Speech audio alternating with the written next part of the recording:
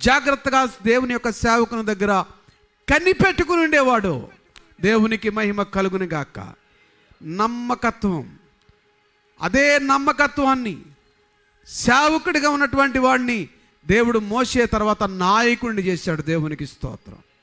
స్తోత్రం చెప్పండి.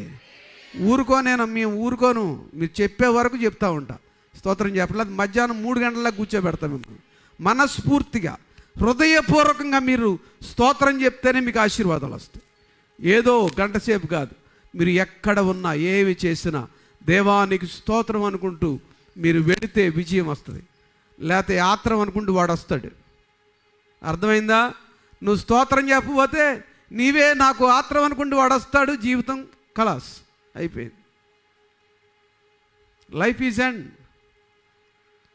వీళ్ళు ఎప్పుడు జాగ్రత్తగా ఉండండి, జాగ్రత్తగా ఉండని దేవుడు చెప్పాడు.